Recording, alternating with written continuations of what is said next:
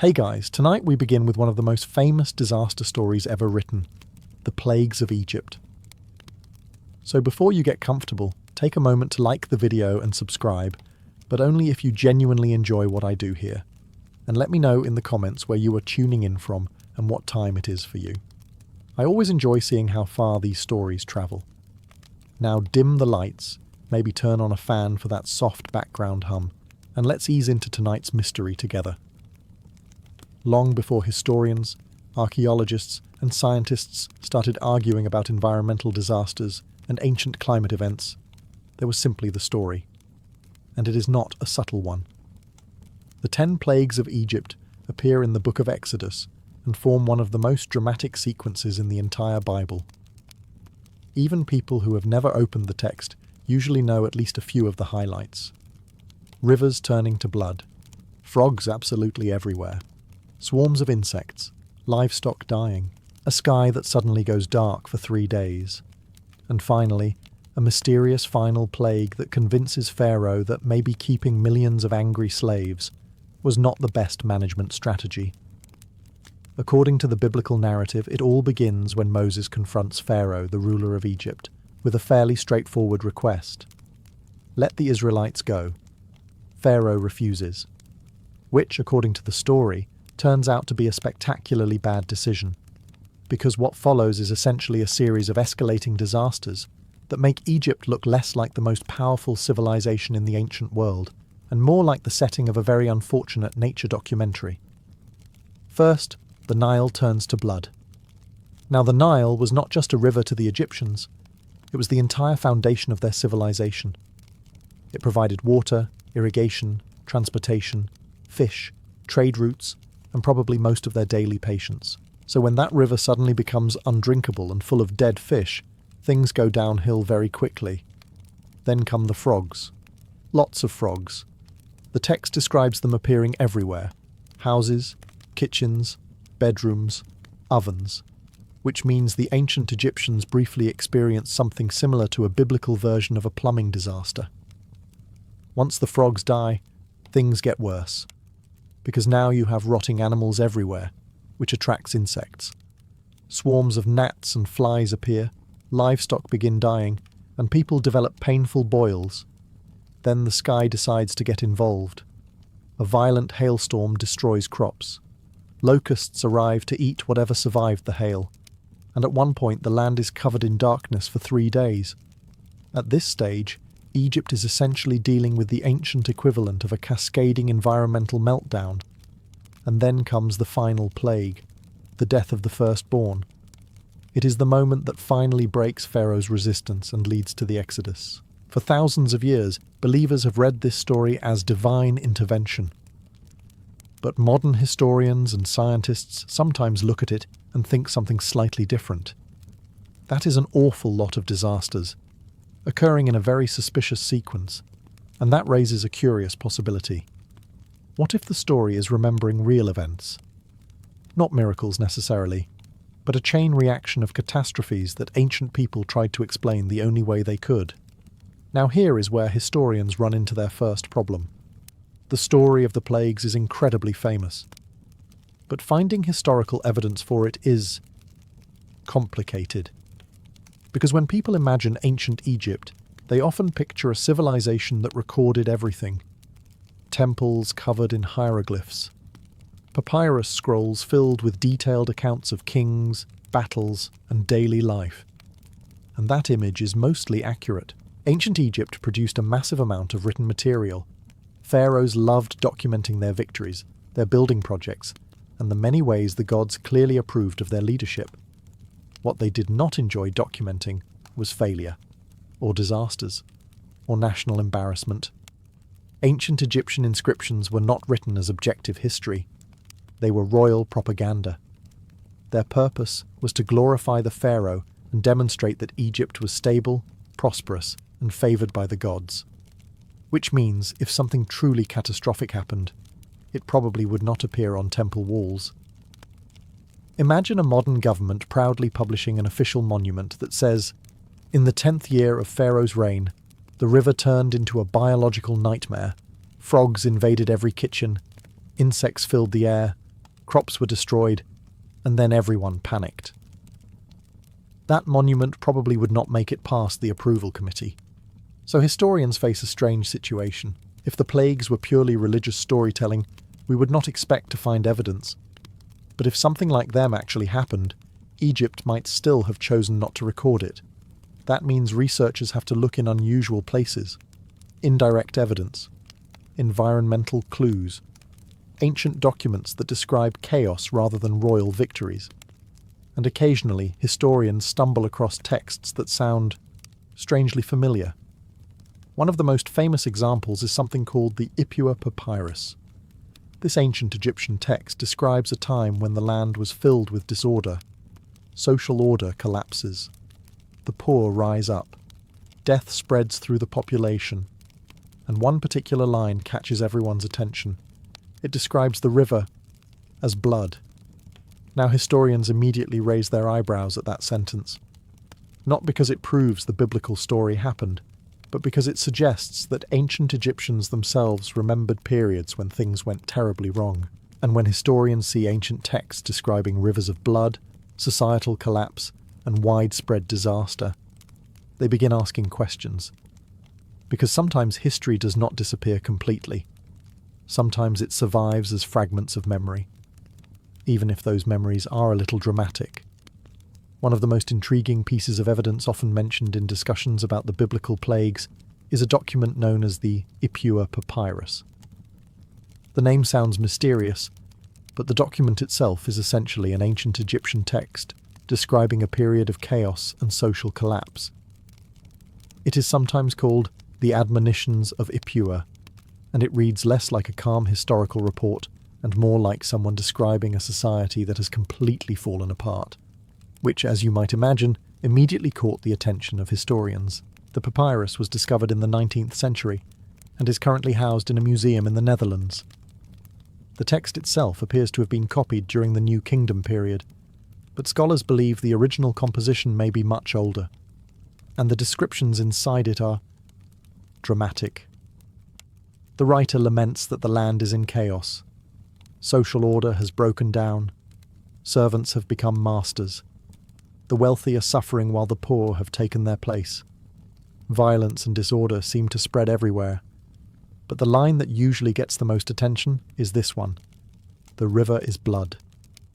Now, if that phrase sounds familiar, it is because it resembles the first plague described in Exodus. Naturally, this similarity has led some people to wonder whether the Ipuwer Papyrus might be describing the same events. But historians immediately urge caution. The text is poetic and symbolic. Ancient Egyptian literature often used dramatic imagery to describe political or social upheaval. When a writer says the river is blood, it might not mean the Nile literally turned red. It might simply be a metaphor for chaos or violence. And there is another complication. Dating the text precisely is difficult. Scholars disagree about when the original story was composed, and the surviving copy was written centuries later. So while the Ipuwer Papyrus is fascinating, it cannot be treated as direct proof of the biblical plagues. Still, it raises an interesting possibility. Ancient Egyptians themselves remembered periods of turmoil and disaster, and sometimes those memories appear in strange ways within ancient texts. The real question is not whether the Ipuwer Papyrus proves the Exodus story. It does not. The real question is something slightly more subtle. Could stories like the plagues have grown from memories of real catastrophes that ancient people struggled to explain? Because when natural disasters strike ancient societies, they rarely get recorded as calm scientific observations. They get recorded as stories, and those stories often survive far longer than the disasters themselves. If historians try to look for natural explanations behind the plagues, the first place they usually start is with the Nile. Because if something went wrong with the Nile, everything in Egypt would go wrong immediately afterward. Ancient Egyptian civilization depended on that river more than almost any other society depended on a single natural resource. The Nile provided water, irrigation for crops, transportation routes, fish for food, and the annual flooding that made agriculture possible. If the Nile failed, Egypt failed. So when the book of Exodus begins its list of plagues with the Nile turning to blood, Scientists immediately start asking what kind of environmental event could produce something like that. Now, to be clear, no river literally turns into blood. If that happened today, scientists would be less concerned with algae and more concerned with the apocalypse. But rivers can turn red. One possible explanation is something called a harmful algal bloom. Certain microorganisms can multiply rapidly under the right environmental conditions, especially when water becomes warmer or contaminated with nutrients. Some species produce pigments that turn the water deep red or reddish brown, and many of them produce toxins. When these blooms occur, fish die in huge numbers because the water becomes depleted of oxygen. The river can become foul-smelling, undrinkable, and dangerous for animals and humans alike. To ancient observers, the effect would have been terrifying. Imagine waking up to find that the river your entire civilization depends on has suddenly changed colour. Fish are floating dead along the banks, and the water smells so bad no one wants to drink it. You might not immediately think algal bloom. You might think something far more dramatic. And if the Nile became polluted or toxic, it would trigger a cascade of consequences across the ecosystem. Fish would die. Animals that lived in the water would flee. And suddenly, creatures that normally stayed hidden inside the river would begin appearing everywhere else. Which leads directly to the second plague, the frogs. And once frogs start fleeing the river in massive numbers, the entire chain reaction of environmental chaos might already be underway. Because ecosystems have a habit of collapsing in very inconvenient ways, especially when their main river suddenly stops cooperating. If the Nile really did become polluted or toxic for some reason, the next plague described in Exodus suddenly starts to make a surprising amount of sense. Frogs. A lot of frogs. According to the biblical account, frogs poured out of the river and spread across the land. They filled homes, kitchens, ovens, and sleeping areas. Basically, anywhere an ancient Egyptian might reasonably expect not to find frogs. There were frogs, which must have made daily life extremely awkward. But amphibians behave in very predictable ways when their environment becomes dangerous. Frogs spend most of their lives in or near water. Their skin is highly sensitive to toxins, oxygen levels, and pollution. If the water becomes contaminated, they are often among the first creatures to abandon it. So if something made the Nile suddenly toxic, frogs would not politely stay where they were. They would leave, quickly, and they would leave in enormous numbers. Modern ecological disasters sometimes show exactly this behaviour. When wetlands or rivers become polluted, amphibians flee the water and spread across nearby land as they search for safer environments. To the people watching this happen in ancient Egypt, the result would look like a full-scale frog invasion. But there is another important detail. Frogs do not survive long away from water. So if huge numbers of frogs escaped the river and spread across the countryside, many of them would soon begin dying. Which brings us to the next part of the ecological domino effect. Dead animals. And lots of them. Once frogs die in large numbers, their bodies begin decomposing, and decomposition attracts something that ancient people probably disliked even more than frogs: insects. Rotting organic matter is basically an invitation for flies, gnats, and other insects to reproduce rapidly. Their populations can explode in a very short time, when food sources suddenly appear everywhere. So the frog invasion might have been only the beginning. First the river becomes toxic, then frogs flee the water, then frogs die across the land. And suddenly Egypt is dealing with something much worse than amphibians. Because when insect populations explode, they bring more than annoyance. They bring disease. And the next plagues described in Exodus involve exactly that: swarms of insects filling the air, which suggests that the environmental chain reaction might have already been in full motion. Once large numbers of frogs die across the countryside, the ecological situation begins to change rapidly. Because nature has a very efficient cleanup crew: insects. When organic matter begins decomposing, flies, gnats, mosquitoes, and other insects multiply extremely quickly. Their life cycles are short, which means their populations can explode in just a few days if conditions are right.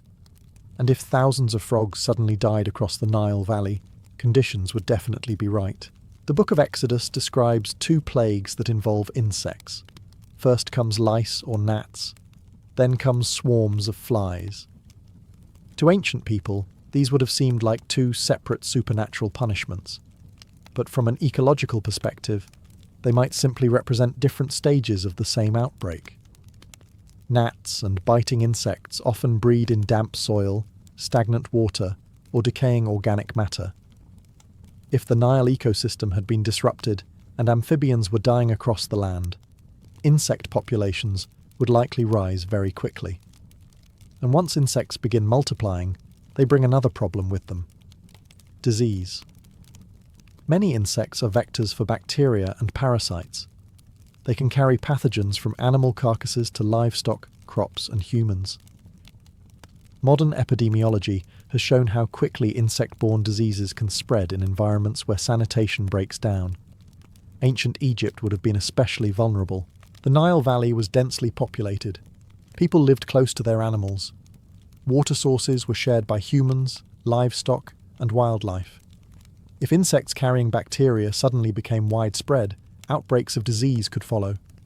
The biblical sequence actually reflects this possibility quite closely. After the swarms of insects come plagues affecting livestock. Then painful boils appear among humans and animals. To modern scientists, that progression looks less like separate supernatural events and more like a cascade of biological consequences. First insects spread, then infections spread. And once disease begins moving through animal populations, the entire agricultural system starts to suffer. Livestock provide milk, meat, transportation and farming power. If animals begin dying in large numbers, food production collapses. And that kind of collapse can quickly turn environmental disruption into a full-scale societal crisis. To ancient Egyptians watching these events unfold, the situation would have seemed terrifying. Because the disasters were not stopping, each problem seemed to trigger another one. And the next stage of the plagues would make the situation even worse. Because now the diseases begin killing the animals that Egypt depended on most. After the swarms of insects come one of the most economically devastating plagues described in Exodus: the death of livestock. According to the biblical account, horses, donkeys, camels, cattle, sheep, and goats across Egypt begin dying in large numbers. For an ancient agricultural society, this would have been more than a tragedy. It would have been a disaster for the entire economy. Livestock were not just food in ancient Egypt. They were transportation, farming equipment, fertilizer, milk production, leather, wool, and wealth, all wrapped into one very useful animal. So, when the Bible describes livestock dying across the land, historians immediately start wondering what kind of disease might cause something like that. And once again, the previous plagues may offer a clue. If insect populations exploded because of decaying animals and environmental disruption, those insects could easily spread bacteria and viruses between animals.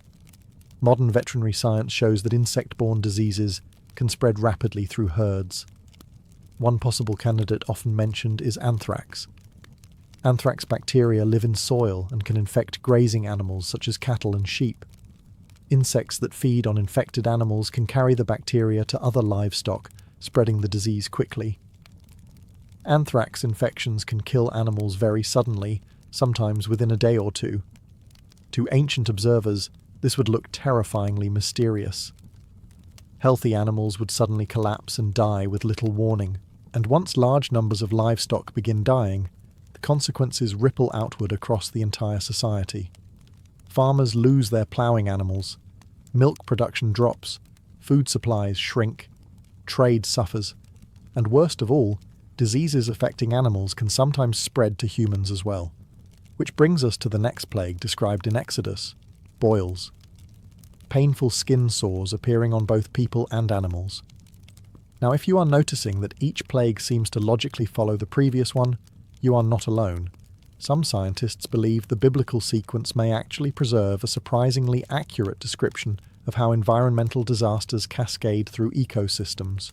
One problem leads to another, which leads to another.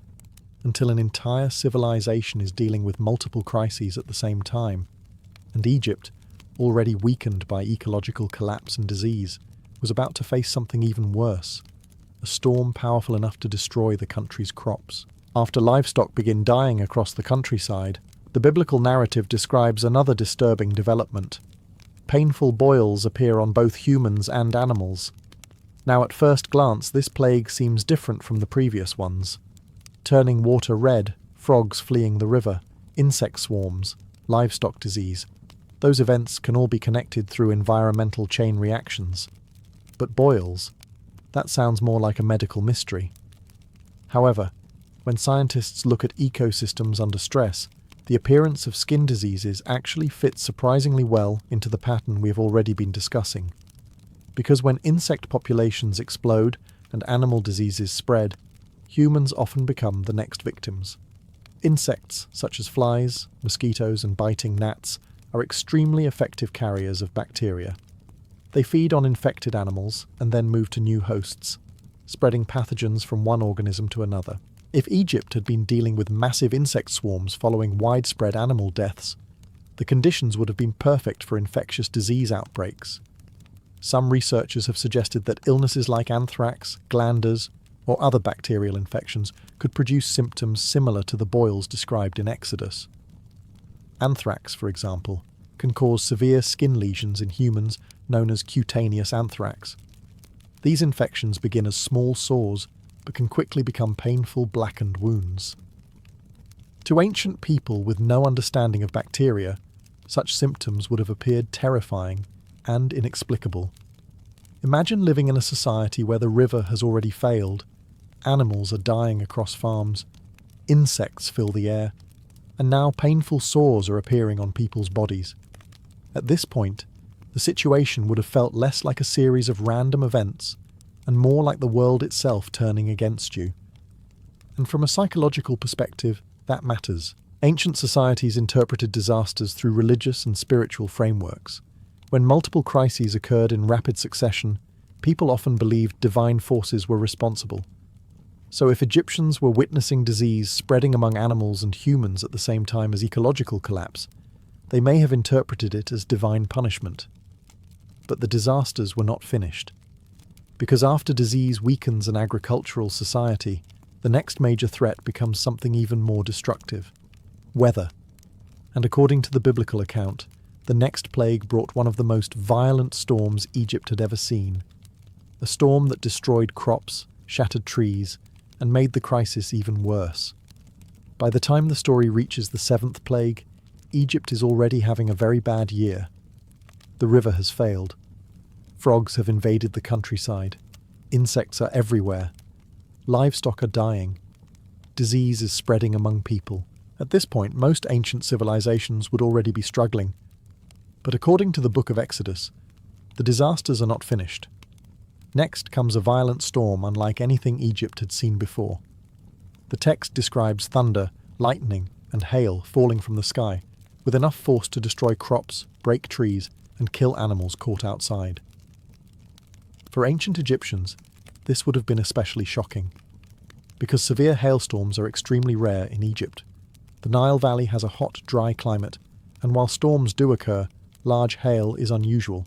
So if a particularly intense storm system formed, it would have seemed extraordinary. Modern meteorology offers a possible explanation. Under certain atmospheric conditions, powerful storms can form even in regions where they are normally uncommon. When warm air near the ground rises rapidly into colder air above, massive storm clouds can develop. Inside those clouds, water droplets are carried upward repeatedly by strong updrafts, freezing into ice and growing larger each time they cycle through the storm. Eventually, the ice becomes too heavy to remain suspended, and hail begins falling. If such a storm struck agricultural areas already weakened by earlier disasters, the consequences would be severe. Crops that had survived disease and environmental disruption would suddenly be destroyed. Trees could be damaged. Fields flattened. In an ancient society dependent on yearly harvests, this kind of storm could create widespread food shortages almost overnight. But the biblical sequence suggests something even worse happened next. After the hailstorm passed, the land was left vulnerable. The crops that remained were already damaged, and damaged crops attract a particular type of visitor: locusts. Now, locust swarms are one of the most destructive natural events recorded in agricultural history. A large swarm can contain billions of insects and travel hundreds of kilometers in search of food. When they arrive, they eat everything: leaves, stems, grain, even bark. So if Egypt had already suffered ecological collapse, disease, and crop damage from storms, the arrival of a locust swarm would not just be another inconvenience, it would be catastrophic. Because once the locusts arrive, the food supply disappears almost completely. After the hailstorm destroys much of Egypt's crops, the Book of Exodus describes the next disaster arriving almost immediately: locusts. And if you have never seen a locust swarm in real life, it is difficult to imagine how destructive they can be. Locusts are not just ordinary grasshoppers. Under certain environmental conditions, these insects change behavior. They gather in enormous groups and enter what scientists call the gregarious phase, forming massive swarms that move across entire regions. A single swarm can contain tens of billions of insects. Yes, billions. And every one of them is hungry. When locust swarms land on farmland, they consume almost everything green. Crops disappear. Leaves vanish from trees. Even the bark of plants can be stripped away. Modern locust swarms in Africa and the Middle East have devastated agriculture within hours. So, when Exodus describes locusts devouring whatever remained after the hailstorm, historians and scientists nod slightly, because that is exactly what locusts do. If Egyptian crops were already weakened by earlier disasters, the fields would have been extremely vulnerable, and locusts are remarkably good at finding struggling farmland. Wind patterns can carry swarms hundreds of kilometers. They often appear suddenly, covering the sky like a moving cloud. Ancient writers sometimes describe the sun being darkened by locusts in flight. To people witnessing this thousands of years ago, the experience would have been overwhelming.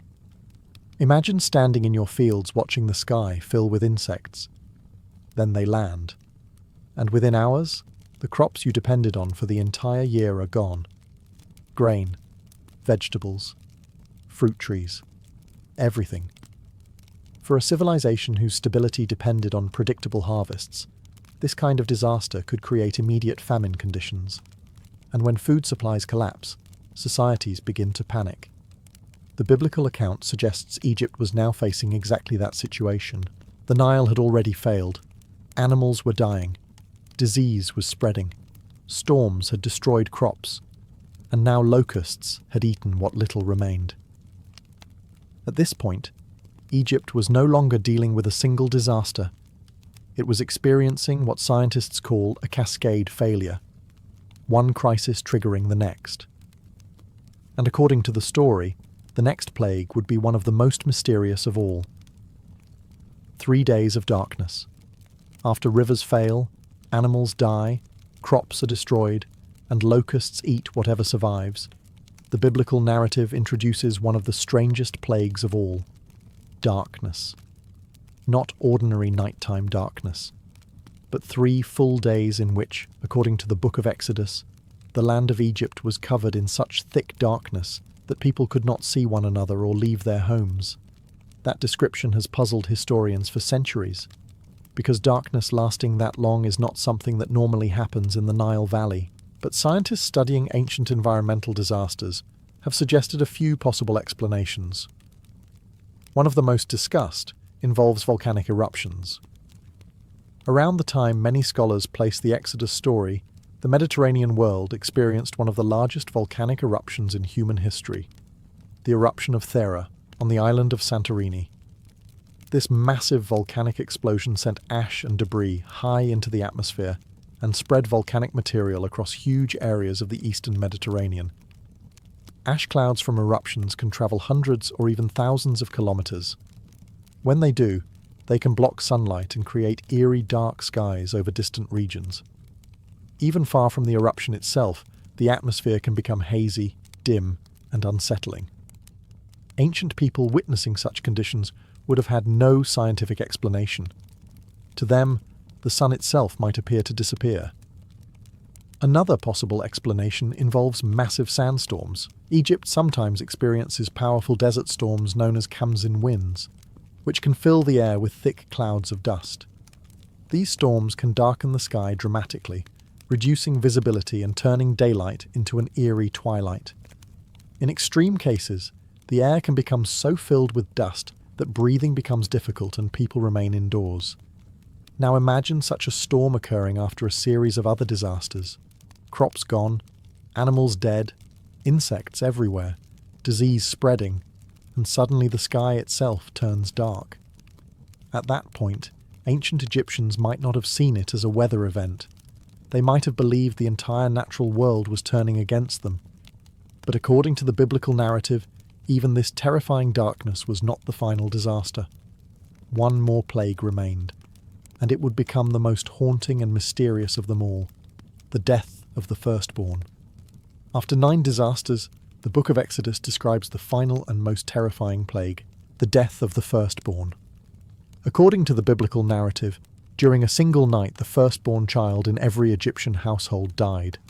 The text describes grief spreading across the land as families discovered that their eldest sons had suddenly perished. This is the moment that finally breaks Pharaoh's resistance. After this plague, he allows the Israelites to leave Egypt. For historians, however, this plague is the most difficult to explain.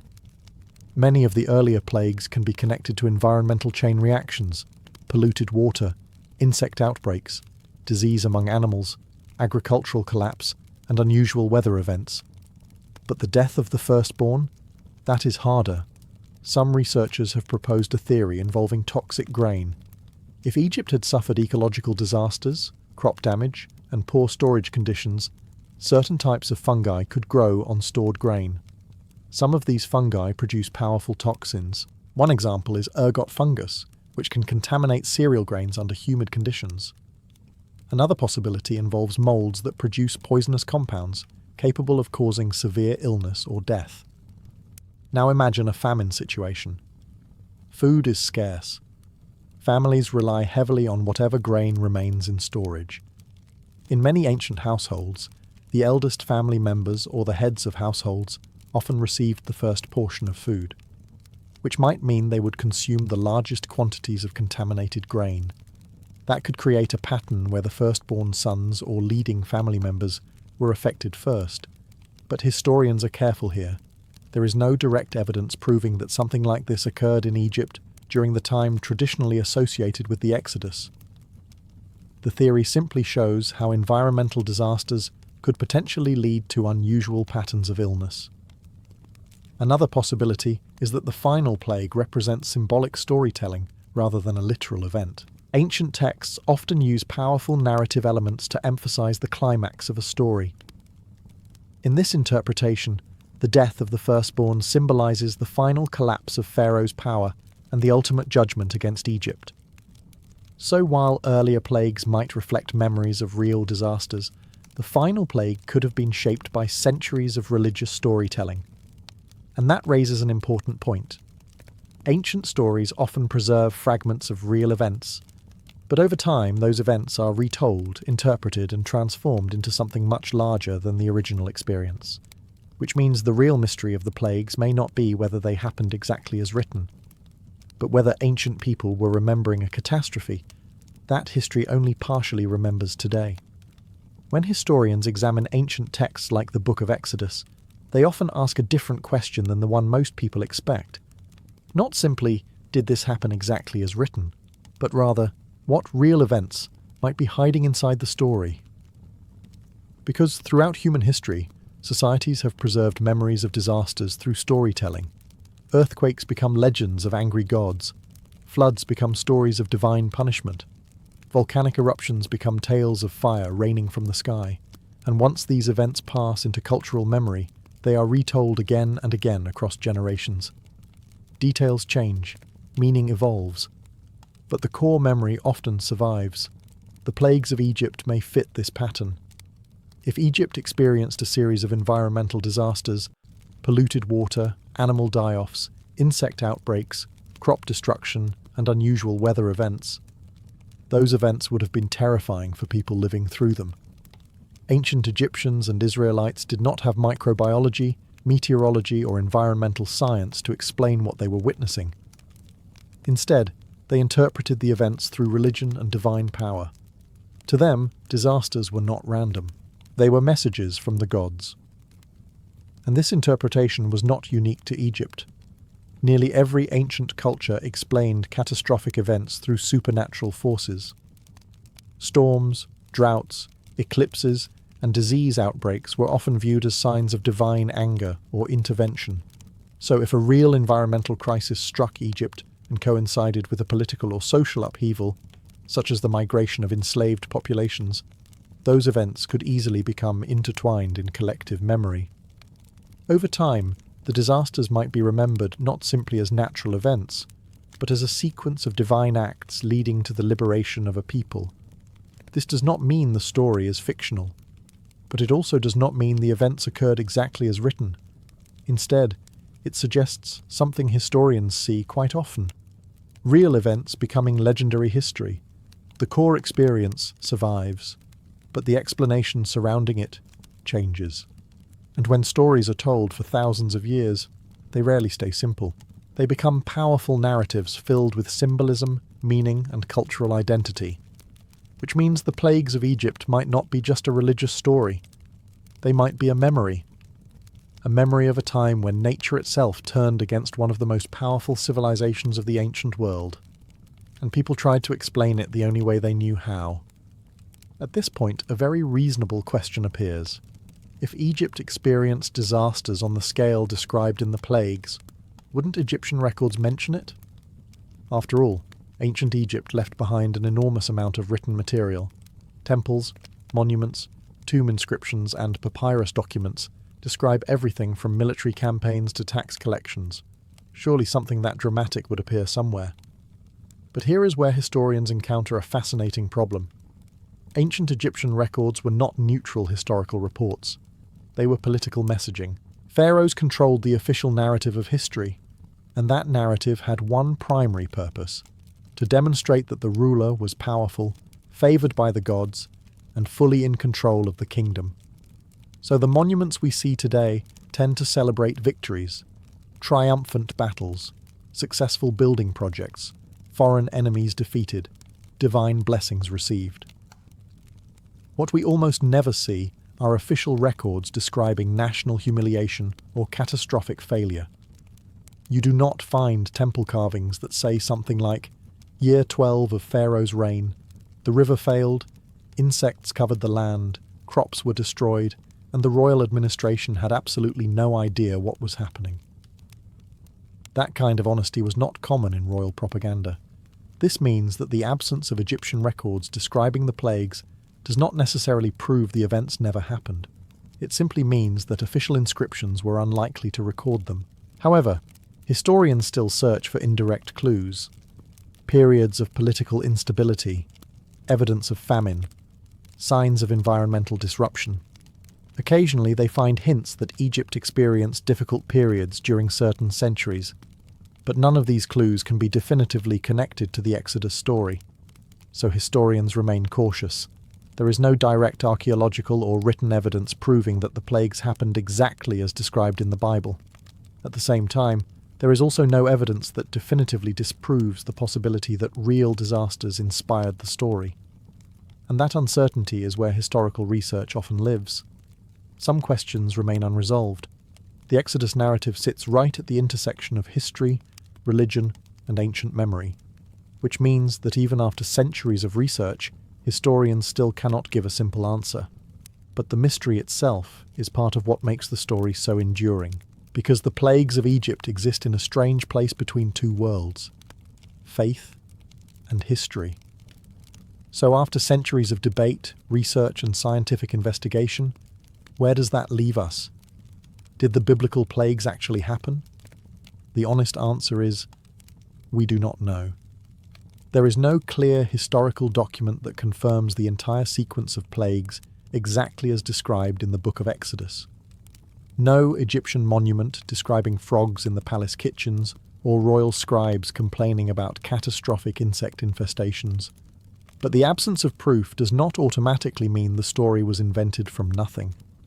History often leaves gaps, especially when the events involve disasters, social upheaval, or the downfall of powerful leaders who preferred their monuments to show victory rather than embarrassment.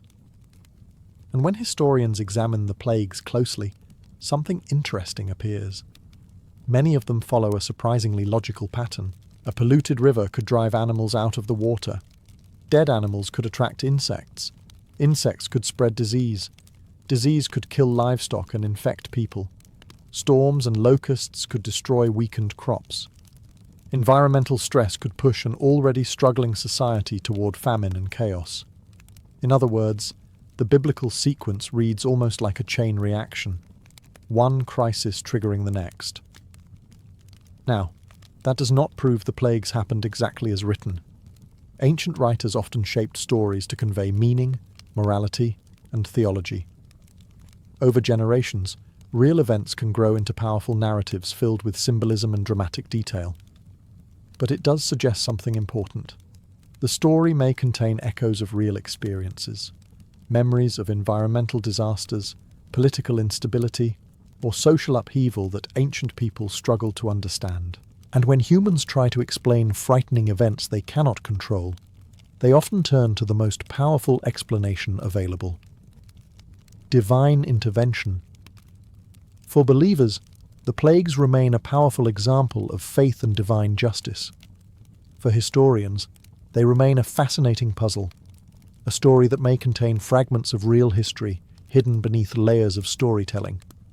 And that mystery is part of why the plagues of Egypt continue to capture our imagination thousands of years later. Because sometimes history does not give us clear answers. Sometimes it leaves us with questions. And occasionally those questions survive longer than the civilizations that first asked them. A pale April morning settles over the docks of Southampton. The harbour is alive with noise, though not the frantic noise of chaos. Instead, it is the steady rhythm of departure. Porters shout instructions. Steam whistles echo across the water. Somewhere nearby, gulls circle above the masts of smaller ships, complaining loudly as if they disapprove of the enormous newcomer dominating their harbour. You arrive in a carriage that slows beside a long wooden pier. When the door opens and you step out, the first thing you notice is the crowd. Not just passengers, but families, reporters, dock workers, and curious spectators who have come simply to witness the departure of the largest ship ever built. Then you look up, and there it is. The Titanic rises above the harbour like a moving city that has somehow decided to pause for a moment beside the shore. Her black hull stretches so far along the quay that your eyes struggle to take it all in. Above the hull sits a gleaming white superstructure lined with endless rows of windows and promenades. And towering above everything are 4 massive funnels painted in warm buff and black, quietly breathing smoke into the morning air. It is difficult not to stare. Even the dock workers, men who spend their lives around ships, glance upward now and then, as if they still cannot quite believe this vessel is real. A steward in a dark uniform approaches you politely. He tips his hat and checks your ticket. First class. Immediately, a porter appears to collect your luggage. He handles your trunks carefully, as if he already knows they will soon be resting inside rooms that resemble those of a grand hotel, rather than a ship crossing the Atlantic. You walk toward the gangway. A small string quartet is playing nearby, the soft music drifting through the cool morning air. It is not loud, just enough to give the moment an atmosphere of calm elegance. Ladies in wide hats move slowly toward the boarding ramp. Gentlemen in tailored coats pause to admire the ship before stepping aboard. And as you reach the foot of the gangway, you realize something. This is not merely a voyage. It feels like the beginning of an experience people will talk about for the rest of their lives. You place one foot on the ramp. Ahead of you waits the most luxurious ship the world has ever seen. The moment you step aboard, the atmosphere changes. Behind you, the docks of Southampton are still loud and busy, filled with shouting porters and curious onlookers.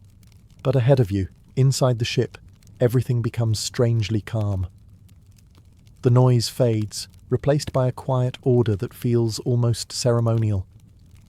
A steward greets you immediately. He stands perfectly straight in a dark uniform, white gloves folded neatly behind his back. When he sees your first-class ticket, his expression shifts into a warm and practiced smile. "Welcome aboard, sir." Your luggage has already vanished somewhere below deck, taken by porters who seem to know exactly where everything must go. It feels effortless, as though the ship itself has begun to take care of you. You follow the steward inside. The first interior corridor surprises you. Ships, in your mind, are supposed to feel cramped and narrow, but here the hallways are wide and brightly lit. Polished wood panels line the walls, glowing softly beneath electric lights. Thick carpets soften every step. Yes, electric lights. Already the Titanic feels less like a vessel crossing the Atlantic and more like a grand hotel that simply happens to float. The steward leads you toward the heart of the ship. You round a corner and suddenly stop. Before you stands the grand staircase. It rises upward through the decks like the centerpiece of a palace. Carved oak railings curve gracefully around the staircase, and delicate ironwork gleams beneath warm lights. Above it all is a large glass dome, allowing soft daylight to spill down into the room. Passengers stand nearby, simply admiring it. Ladies whisper to one another. Gentlemen tilt their heads upward, studying the details of the carved wood and ornate decorations. Someone quietly remarks that it looks more like the lobby of a luxury hotel in Paris than the interior of a ship. Your steward waits patiently, as though he has seen this reaction many times before. He gestures gently toward the stairs. Your suite is just above. You ascend slowly, your hand gliding along the smooth oak railing. Every step reveals another glimpse of luxury. Velvet chairs rest along the walls. Brass lamps glow warmly. A large clock stands at the landing, its carved figure symbolizing honor and glory crowning time. Everything here is designed to impress. And it works. As you reach the next deck, you begin to understand something. This voyage is not merely about crossing the Atlantic Ocean. It is about doing so in a world of comfort, elegance, and effortless luxury that very few people on Earth will ever experience.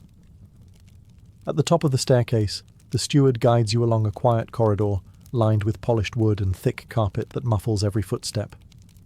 The hallway feels less like part of a ship and more like the upper floor of an elegant hotel. Brass lamps glow softly against cream-coloured walls, and the faint scent of fresh polish lingers in the air. Your steward stops before a door. He unlocks it with a small brass key and opens it smoothly. Your suite. You step inside. For a moment, you simply stand there. This is not the cramped cabin you might expect aboard a ship. Instead, the room resembles a private apartment. A sitting room greets you first, furnished with upholstered chairs, a writing desk, and a small table set beside a window.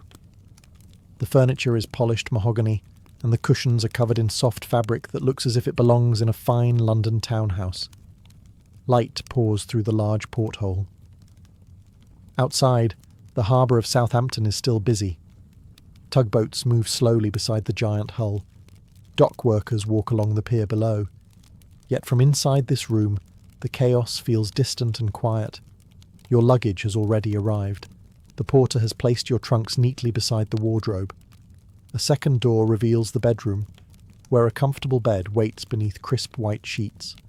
The mattress looks thick and inviting, clearly designed for travellers who expect a proper night's sleep, even while crossing the Atlantic Ocean. There is even something remarkable for a ship: a private bathroom. A small porcelain sink gleams beside polished fixtures, and hot and cold running water are available at the turn of a handle. For many passengers aboard most ships, such conveniences would be unimaginable. But aboard the Titanic, luxury is simply expected. You walk slowly around the suite. A steward appears again to ensure everything meets your expectations. He explains the electric call button near the bed, the heating system that keeps the room warm even in cold Atlantic winds, and the dining schedule for the evening. Tonight's dinner will be served in the first-class dining saloon. Multiple courses, fine china, crystal glasses, the sort of meal one might expect in the finest restaurants of London or Paris. When the steward leaves, the room becomes quiet again. Through the window, you see the dock beginning to grow smaller as the ship prepares to depart. You sit for a moment in the chair beside the window and realize something extraordinary. For the next several days, this floating palace will be your home. After settling into your suite, curiosity quickly pulls you back into the corridors of the ship.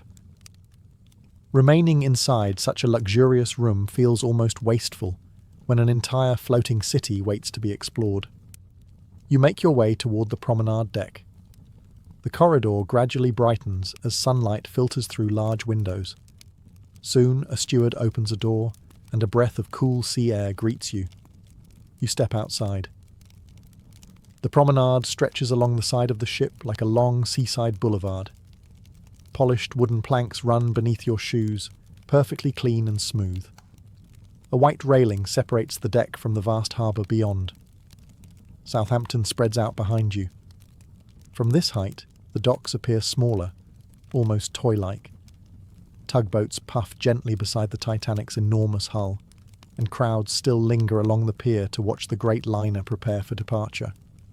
Passengers stroll leisurely along the deck. Ladies in elegant dresses walk arm in arm beneath wide hats decorated with ribbons and feathers. Gentlemen wear tailored coats and polished shoes, moving with the relaxed confidence of people who know they are aboard the most luxurious ship ever built. Deck chairs have already been arranged along the railing. Thick blankets are folded neatly across them, ready for passengers who wish to sit and enjoy the ocean air during the voyage. You lean slightly against the rail. The ship is so large that movement is almost impossible to notice. Only the slow shifting of the harbour view tells you that the Titanic is beginning to stir. A deep vibration hums through the deck as the engines come alive far below. It is not loud, just a gentle pulse beneath your feet, like the steady heartbeat of some enormous mechanical creature. Nearby, a small group of musicians begins to play softly. The music drifts across the deck, mixing with the distant sounds of the harbour. It gives the moment a strange sense of ceremony, as though the ship's departure is not simply travel, but an event worthy of quiet celebration. Passengers pause to watch. Some wave toward friends and family on the docks. Others stand silently, simply admiring the scale of the vessel that now carries them toward the Atlantic. The shoreline begins to drift slowly away. Buildings shrink. The pier grows distant. And as the Titanic glides steadily into open water, you begin to feel something remarkable. You are no longer standing in a harbour. You are standing on the deck of the most magnificent ship in the world, beginning a journey across the vast Atlantic Ocean. By evening, the Titanic has settled into the gentle rhythm of the open sea. The distant coast of England has disappeared behind the horizon, leaving only the vast Atlantic stretching endlessly in every direction. A steward delivers a polite reminder to your suite. Dinner will soon be served. You dress carefully. First-class dining aboard the Titanic is not a casual affair. Gentlemen wear evening coats and polished shoes. Ladies appear in elegant gowns that shimmer softly beneath electric light. Even before reaching the dining room, the atmosphere feels more like a grand social event than a simple meal. You make your way down the staircase once again. The ship is alive with quiet activity. Passengers move through the corridors, exchanging greetings and conversation. Somewhere in the distance, the faint sound of music drifts through the halls. Soon you arrive at the entrance to the first-class dining saloon. Two stewards stand beside the doorway, guiding guests to their assigned tables. When you step inside, the sheer size of the room is almost overwhelming. The dining saloon stretches across a vast portion of the ship, its high ceiling supported by elegant columns painted in soft white. Electric lights glow warmly above, reflecting off polished silverware and crystal glasses arranged across hundreds of tables. White linen covers every surface. The room hums with quiet conversation, the gentle clink of china, and the soft movement of waiters weaving skillfully between the tables. You are guided to your seat. Almost immediately, a waiter appears with the first course. The meal is elaborate, carefully planned and served with the precision of a fine European restaurant. The menu includes delicacies few ships would even attempt to serve at sea. Fresh oysters, rich soups, perfectly prepared fish and roasted meats. Each course arrives beautifully presented on fine china bearing the emblem of the White Star Line. Crystal glasses catch the light as wine is poured. Around you, conversations flow easily. Wealthy businessmen discuss investments. Aristocrats speak of London and Paris. Travellers bound for New York share their plans for the weeks ahead. It is easy to forget that you are hundreds of miles from land. Everything about this room is designed to create the illusion of stability, elegance, and effortless comfort. Course follows course, each more impressive than the last. And as the final plates are cleared and dessert arrives beneath the glow of electric chandeliers, one thought becomes impossible to ignore. No ship in history has ever offered an experience quite like this. Dinner ends slowly, the final plates cleared while waiters glide quietly between the tables like practiced dancers. Guests rise one by one, adjusting coats and gowns, continuing conversations as they drift out of the dining saloon. But the evening aboard the Titanic is far from over. A steward suggests the first-class lounge. You follow the gentle flow of passengers down a corridor and soon arrive at another remarkable room. The lounge feels warm and inviting, designed not for spectacle like the dining saloon, but for comfort and conversation. Large windows line the walls, though now they reveal only darkness outside. The Atlantic stretches endlessly beyond the glass, invisible except for the occasional glimmer of moonlight on the waves. Inside, however, the atmosphere is lively. Comfortable armchairs and small tables fill the room. Gentlemen sit together discussing business ventures and politics, while ladies gather nearby exchanging stories of London society and upcoming seasons in New York. A pianist plays softly in the corner. The music is calm, elegant, and perfectly suited to the quiet luxury of the room. It blends with the murmur of conversation, creating a soothing background that makes time seem to slow. A steward offers you a drink. Crystal glasses appear on silver trays, filled with fine wines and spirits. Cigars are available for those who wish to enjoy them in the designated smoking areas of the ship. You settle into one of the deep chairs. The upholstery is thick and comfortable, and the warmth of the room contrasts pleasantly with the cool ocean air you felt earlier on the promenade deck. Passengers around you seem perfectly at ease.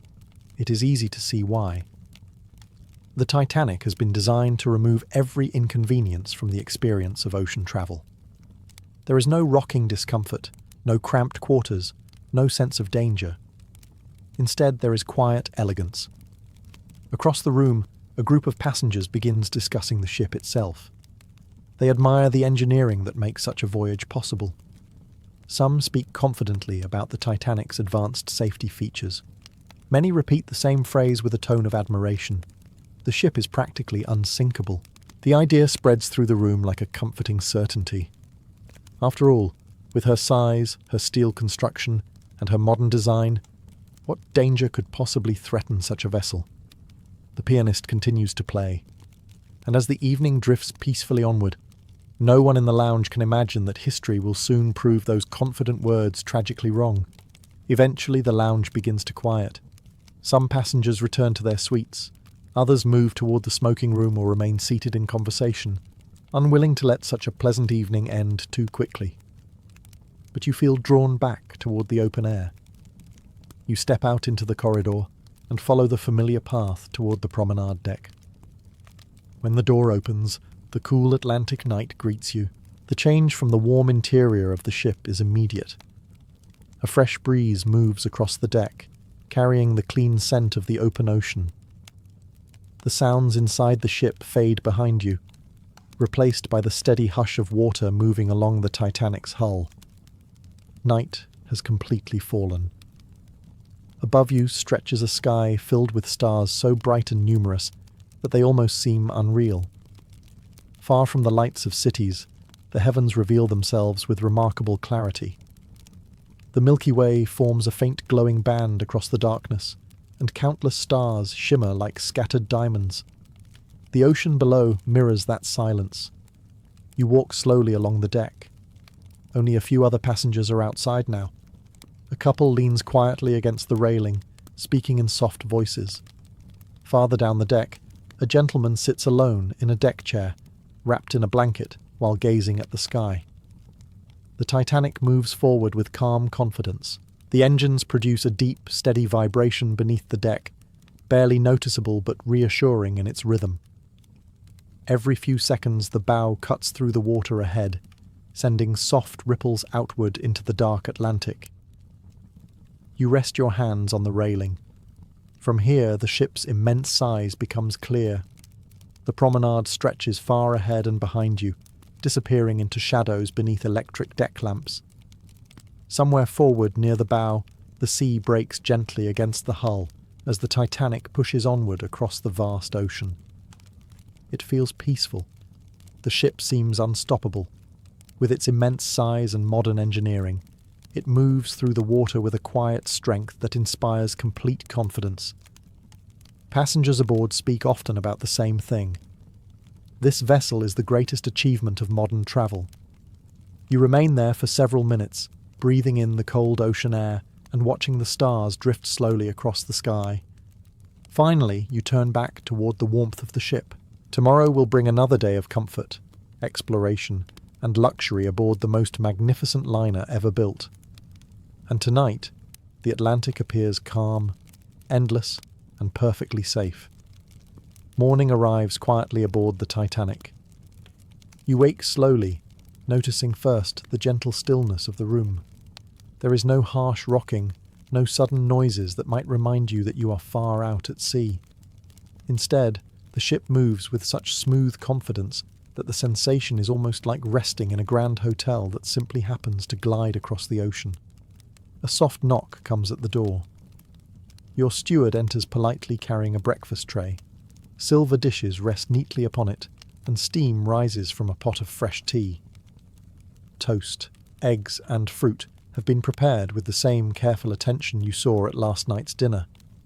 Even breakfast here feels luxurious. You thank the steward, and after he leaves, you open the curtains beside the window. Sunlight floods the suite. Outside, the Atlantic stretches endlessly in every direction. The water is calm, its surface gently rolling beneath the pale morning sky. There is no land in sight, only the faint white wake trailing behind the Titanic as she continues steadily westward. You dress and step out into the corridor. The ship is already alive with activity. First-class passengers move through the halls with relaxed confidence, as if this floating palace has become completely familiar overnight. Some are heading toward the dining saloon for breakfast. Others are already making their way to the promenade deck to enjoy the fresh morning air. You follow them outside. The sunlight transforms the ship. Yesterday's quiet elegance now feels brighter and more lively. Deck chairs are arranged along the railing, many already occupied by passengers reading newspapers or sipping coffee, while wrapped comfortably in blankets. The sea sparkles in the distance. A steward walks past carrying a tray of warm drinks. Somewhere nearby, a small group of passengers discusses the remarkable speed of the Titanic. Despite her immense size, she crosses the Atlantic with impressive efficiency. Yet there is no rush. Passengers stroll slowly along the deck, enjoying the peaceful rhythm of life aboard the ship. Some talk about the ports they have visited in Europe. Others speak excitedly about the arrival in New York that awaits them in just a few days. Everything feels safe, controlled, and perfectly planned. The Titanic continues forward across the Atlantic with quiet power. And standing there in the morning sunlight, surrounded by comfort and calm, it is impossible to imagine that anything could interrupt such a magnificent voyage. The day drifts by with the gentle rhythm that seems to define life aboard the Titanic. Hours pass almost unnoticed. Passengers stroll the decks, read in the lounges, and gather for meals that feel more like elegant social events than simple necessities. By evening, the Atlantic sky begins to darken once again. You return to the promenade after dinner, drawn by the quiet beauty of the open ocean at night. The air has grown colder since morning, and the breeze carries a sharper edge as it moves across the deck. Stewards have already placed blankets over the deck chairs, anticipating passengers who wish to linger outside beneath the stars. The ship moves forward with steady confidence. Far below, the engines continue their quiet, powerful rhythm.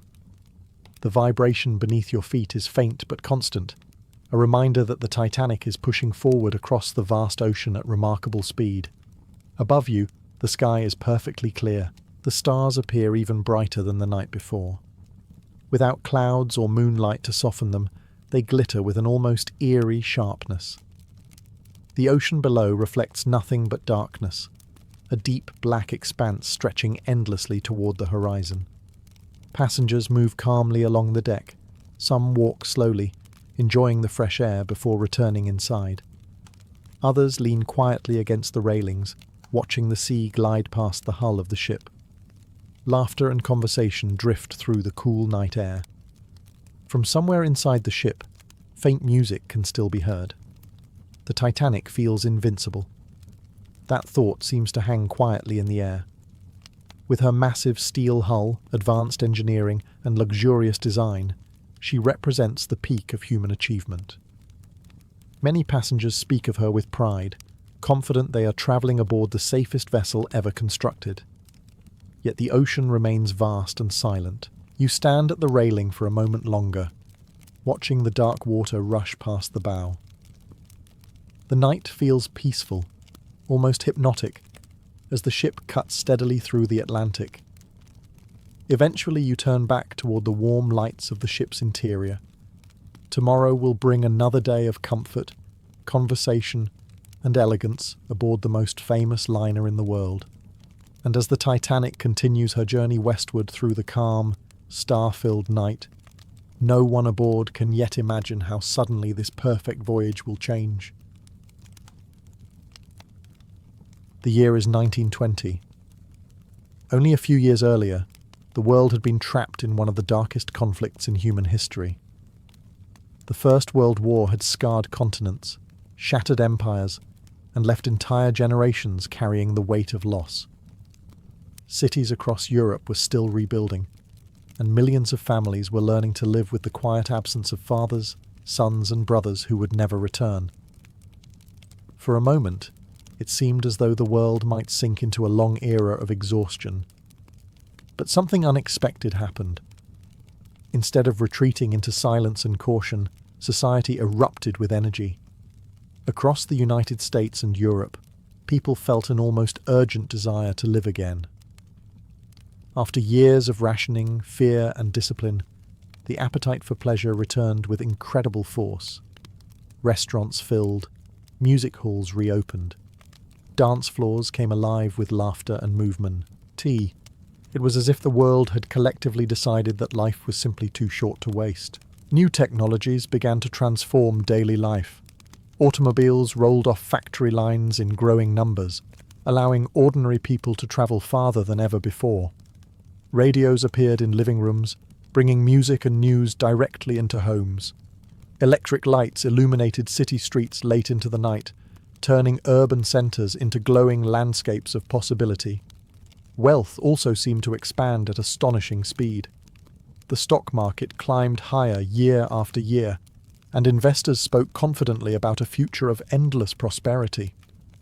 Businessmen made fortunes in industries that had barely existed a decade earlier. Suddenly there were more millionaires than ever before, and with wealth came extravagance. Grand hotels filled with champagne and laughter. Private clubs hosted lavish parties that lasted until sunrise. The upper classes dressed in silk and pearls, while orchestras played energetic new rhythms that encouraged people to dance without restraint. In many ways, the spirit of this new decade echoed something familiar. Only 8 years earlier, the Titanic had represented the peak of luxury and confidence in the modern world. That floating palace symbolized a belief that progress and wealth could build a perfect future. The 1920s carried that same spirit, but now it had spread across entire cities.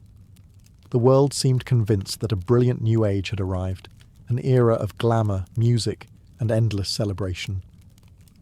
Few people stopped to wonder how long such a dazzling moment could truly last. As the 1920s gathered momentum, the great cities of the world began to transform. Places that had once grown quiet after sunset now seemed determined to remain awake all night.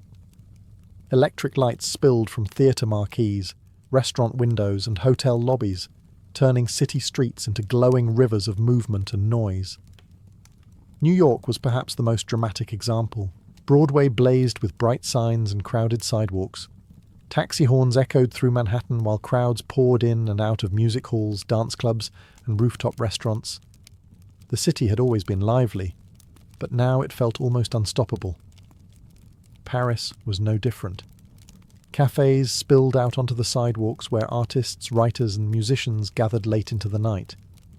The sound of laughter mixed with the rhythm of jazz drifting from small clubs hidden in narrow streets. The city that had survived war and hardship suddenly rediscovered its appetite for beauty and celebration. Berlin, too, pulsed with life. The German capital became famous for its daring nightlife. Cabarets hosted performances that were bold, artistic, and sometimes scandalous. Visitors described Berlin as a place where the rules of society seemed to loosen after dark. The world's cities had become stages, and people were eager to perform. Fashion changed quickly to match this new atmosphere. Men wore sleek suits and polished shoes, projecting the confidence of businessmen in a booming economy. Women began to reject the heavy clothing of earlier decades, choosing lighter dresses that allowed them to move freely on the dance floor. Short haircuts became fashionable.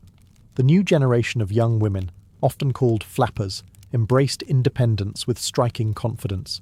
They danced, smoked, and spoke openly in ways that shocked the older generation. Music filled the air. Jazz spread rapidly through clubs and theatres, bringing new rhythms that encouraged people to move with energy and spontaneity. Trumpets, pianos, and saxophones replaced the restrained orchestras of earlier years. Dancing became faster, louder, and far more exciting. In many ways, the atmosphere of the 1920s resembled a permanent celebration. The world had endured tragedy, and now people were determined to make up for lost time. Every night seemed like an opportunity to experience something extraordinary. Cities had become playgrounds of light, music, and motion, and for those living through it, the future appeared brighter than ever before. If the cities of the 1920s had a heartbeat, it was jazz. The music seemed to arrive everywhere at once, spilling out of clubs, dance halls, and radios with a rhythm that felt entirely new. Unlike the formal orchestras of earlier generations, jazz carried an energy that encouraged improvisation, movement, and spontaneity. It was lively, unpredictable, and impossible to ignore. In cities like New Orleans, Chicago, and New York, musicians experimented with sounds that broke the rules of traditional music.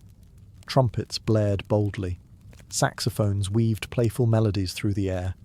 Pianos struck bright chords that invited dancers onto the floor. Soon, jazz began traveling across the Atlantic. Paris quickly embraced it. European audiences were fascinated by the vibrant style and emotional freedom that jazz offered. Nightclubs filled with people eager to hear the latest American bands, performing songs that seemed to pulse with life. The music changed how people behaved. Dance floors that once hosted slow and careful steps now exploded with movement. Couples swung and spun through energetic dances like the Charleston and the Black Bottom. The rhythm encouraged laughter, experimentation, and sometimes a bit of reckless enthusiasm. Older generations watched with concern. To them, jazz seemed chaotic and unruly. The music ignored many of the traditional structures that had defined polite society for decades. Some critics even claimed it encouraged moral decline. But young people loved it. For the new generation, jazz represented freedom. It was bold, exciting, and full of possibility. The music captured the spirit of a decade that refused to live quietly. Clubs dedicated entirely to jazz began appearing in major cities. Dimly lit rooms filled with cigarette smoke and glowing lamps became gathering places for musicians and audiences alike. Wealthy socialites sat beside artists, writers, and curious travellers, all united by the same hypnotic rhythm flowing from the stage. Famous performers soon emerged. Artists like Louis Armstrong transformed the trumpet into a voice that could soar above the orchestra with joyful confidence. Singers began delivering lyrics with emotion and personality that audiences had rarely heard before. Jazz was more than entertainment. It became the soundtrack of an entire era. The Roaring Twenties danced to its rhythm, celebrated its energy, and carried its bold spirit into every corner of modern life. As jazz spread through the cities of the 1920s, another unexpected feature of the decade began to shape its nightlife. Alcohol had been outlawed in the United States. In 1920, the government introduced prohibition, a national ban on the manufacture and sale of alcoholic drinks. The intention was to create a more disciplined and moral society. Many politicians believed that removing alcohol would reduce crime, strengthen families, and bring order to American cities. Instead, something far more interesting happened. Drinking did not disappear, it simply went underground. Across cities like New York and Chicago, secret bars began appearing behind unmarked doors and hidden basements. These establishments became known as speakeasies, places where customers had to whisper quietly to avoid attracting attention from the police. A visitor might walk down a dark alley and knock on an ordinary-looking door. A small window would slide open, and a guard would quietly ask for a password before allowing entry.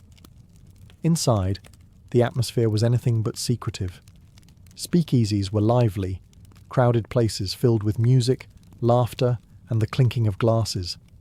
Jazz bands played energetic songs while guests danced beneath dim lights. Waiters moved quickly through the room, carrying trays of cocktails, mixed with surprising creativity. Because traditional spirits were difficult to obtain, bartenders experimented with new recipes. Gin, fruit juices, and syrups were blended into colourful drinks that disguised the rough taste of homemade alcohol. Cocktails quickly became fashionable, transforming drinking into a kind of art. The most famous speakeasies became legendary. Some were lavish clubs hidden behind elegant restaurants. Others were small, smoky rooms where musicians played until sunrise.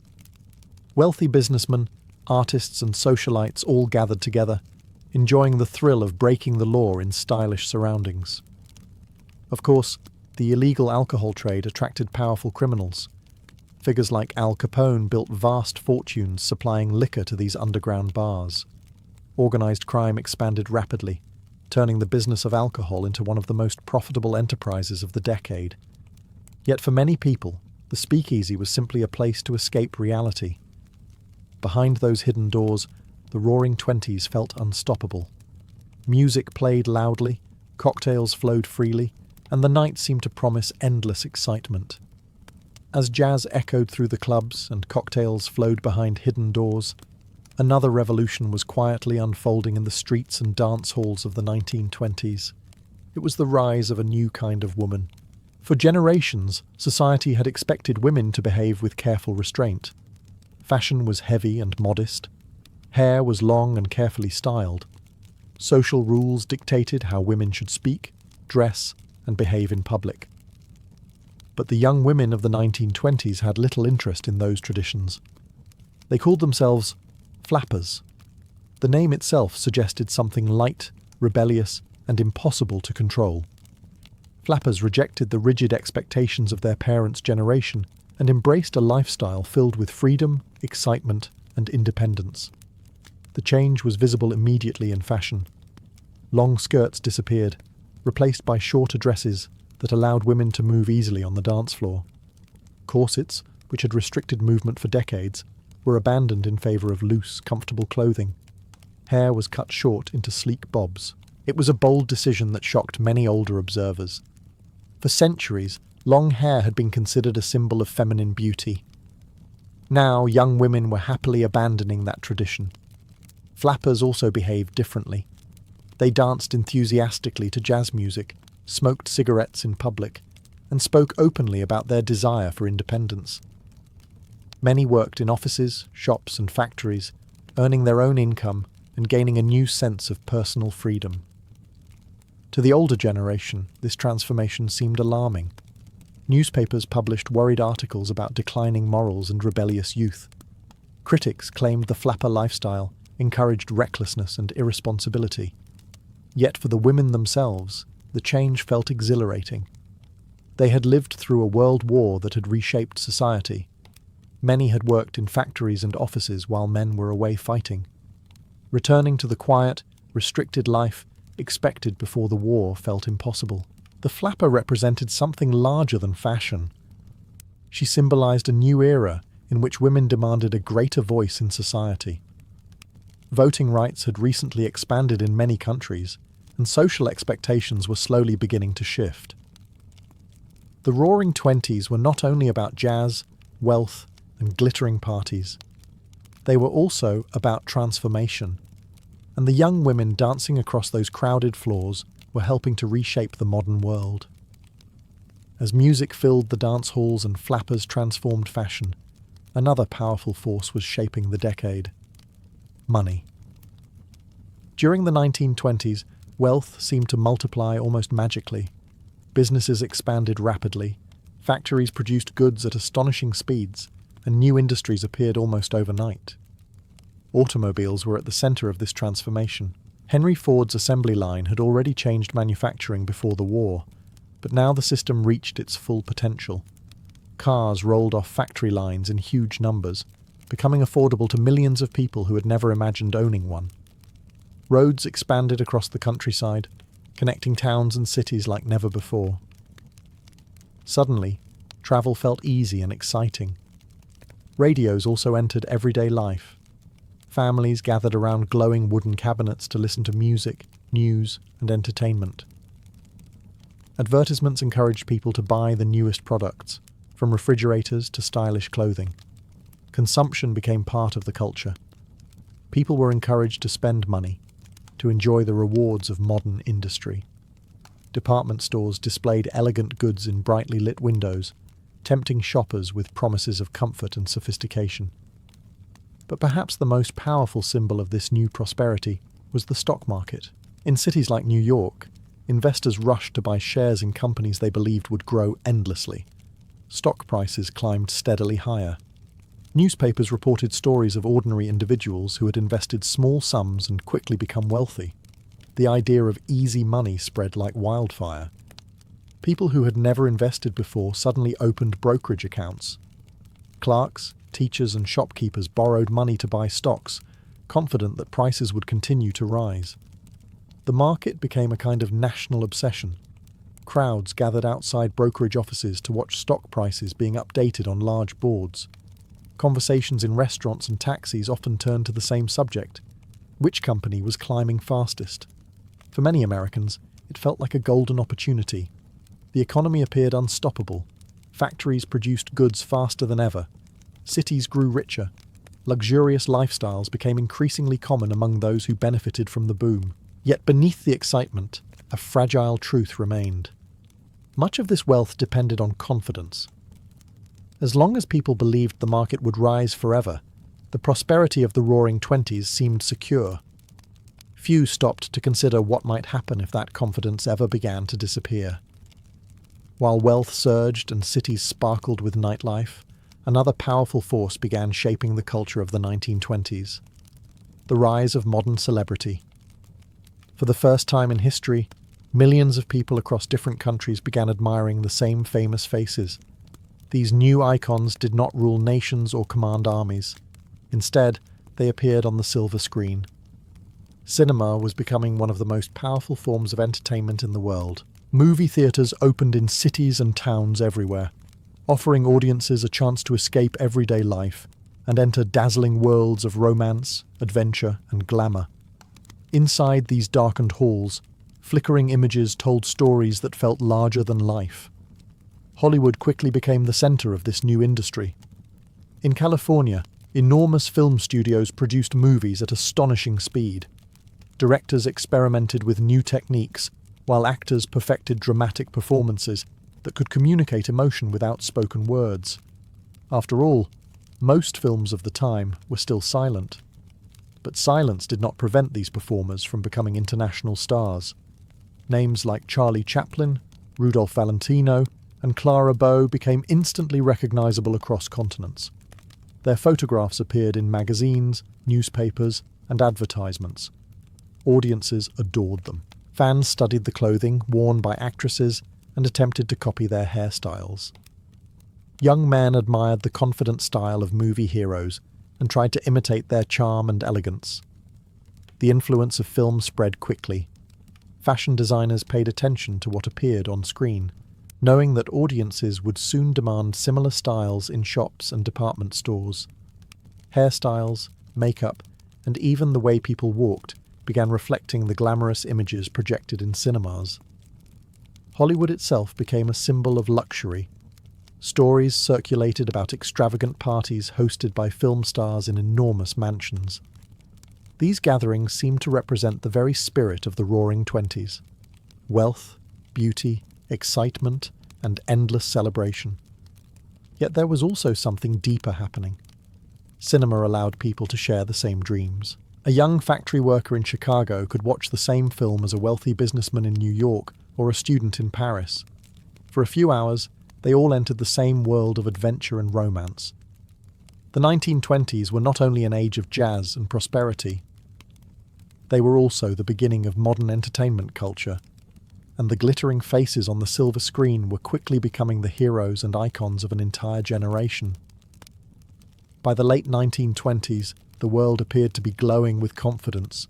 Cities sparkled with electric light, jazz continued to pour from nightclubs, and the stock market climbed higher than anyone had ever imagined. To many observers, it seemed that modern society had finally discovered the secret to endless prosperity. But beneath the glittering surface, cracks had already begun to form. The prosperity of the decade was not shared equally. While wealthy investors and businessmen enjoyed enormous profits, many farmers struggled quietly in the countryside. Agricultural prices had fallen after the First World War, leaving farmers trapped with debts and shrinking incomes. Factories also began producing more goods than people could comfortably buy. Store windows were filled with automobiles, radios, and fashionable clothing, yet many families relied on installment plans and borrowed money to afford them. The culture of easy credit allowed people to purchase luxuries immediately, but it also quietly built mountains of debt. The stock market itself was becoming increasingly dangerous. Speculation had replaced careful investing. People bought shares not because they understood the companies behind them, but simply because they believed prices would continue rising. Even banks joined the frenzy. Some financial institutions began lending large sums to investors who used the borrowed money to buy more stocks. This practice allowed people to control enormous investments with relatively small amounts of their own savings. As long as the market continued rising, the system appeared brilliant, but it was also extremely fragile.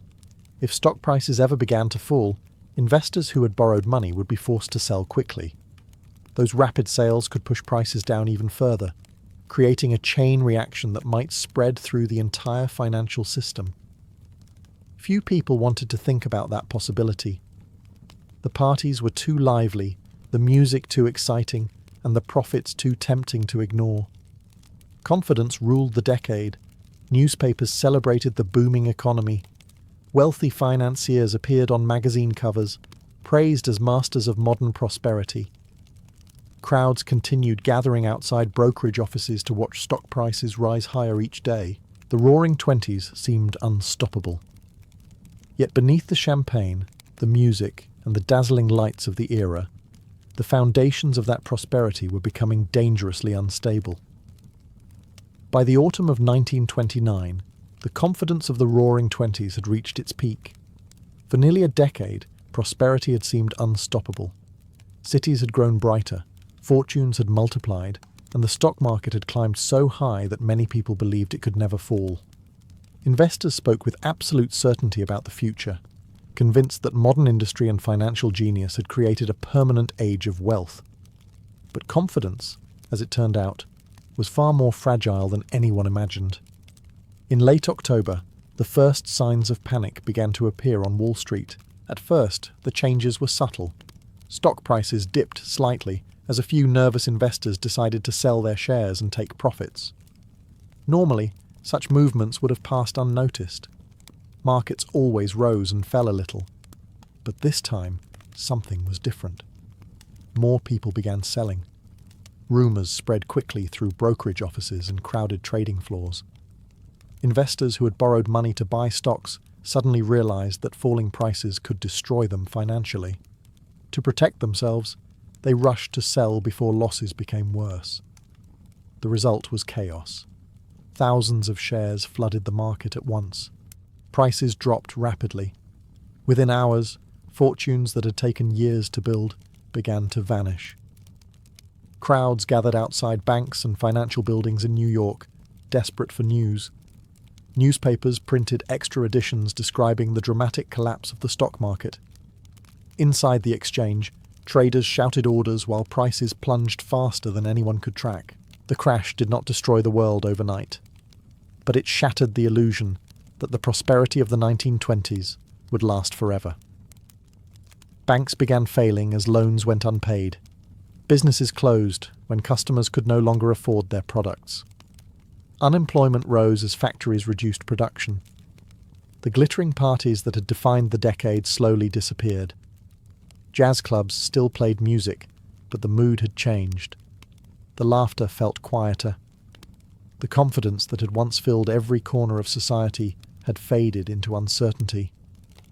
Looking back, the Roaring Twenties seemed almost dreamlike.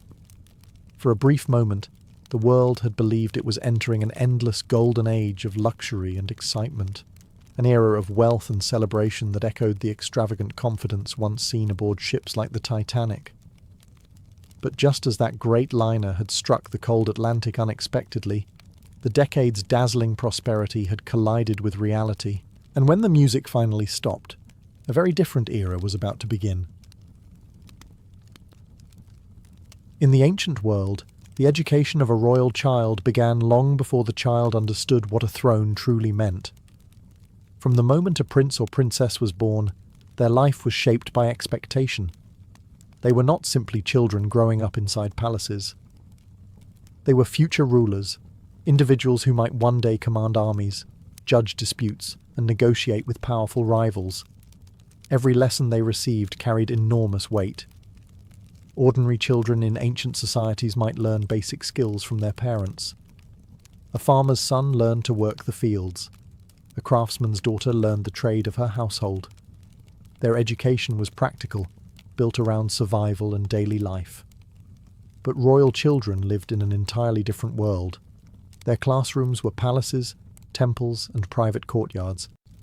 Instead of parents alone guiding their early years, they were surrounded by tutors, philosophers, priests, and military instructors carefully chosen by the royal court. Each teacher brought knowledge that was meant to shape the mind of a future ruler. Some lessons focused on language and literature. Princes were expected to read sacred texts, royal decrees, and historical records. Understanding the past was considered essential for governing the future. Other lessons focused on politics. A young heir needed to understand alliances, diplomacy, and the fragile balance between powerful families and neighbouring kingdoms. A careless decision by a king could start a war or destroy a dynasty. Physical training was equally important. Royal children learned riding, archery, swordsmanship, and strategy. Even those destined primarily for leadership rather than battle were expected to understand warfare. A ruler who could not command an army would struggle to maintain authority. Religion also played a central role in their education. In many ancient cultures, kings were believed to rule with divine approval. Priests therefore instructed royal children in rituals, sacred traditions, and the complex relationship between the throne and the gods. But perhaps the most important lesson was something less obvious. Royal children were trained to think. Philosophers encouraged them to question ideas, debate moral dilemmas, and examine the nature of justice and power. The goal was not only knowledge, but wisdom. Because in the ancient world, the education of a prince or princess was never simply about learning facts. It was about preparing a human being to carry the enormous burden of ruling others. In some ancient kingdoms, the education of royal children reached extraordinary levels of sophistication. Rulers understood that the future stability of their empires depended heavily on the minds of their heirs, so they searched for the most brilliant teachers available. In ancient Greece, philosophy was considered one of the highest forms of knowledge, and many royal courts invited famous thinkers to guide young princes. These philosophers were not merely instructors who taught grammar or mathematics. They were mentors responsible for shaping how future kings understood the world. Perhaps the most famous example occurred in the 4th century before Christ. The Macedonian king Philip II wanted the best possible education for his son, Alexander. To achieve this, he invited one of the greatest philosophers in history to serve as the prince's tutor. That philosopher was Aristotle. Aristotle was already renowned throughout Greece for his work in logic, science, politics, and ethics. Under his guidance, Alexander studied a remarkable range of subjects. Literature, geography, medicine, zoology, philosophy, and political theory were all part of the young prince's daily routine. Lessons did not always take place in formal classrooms. Many were held outdoors while walking through gardens or along shaded pathways. Aristotle believed discussion and observation were essential tools for learning.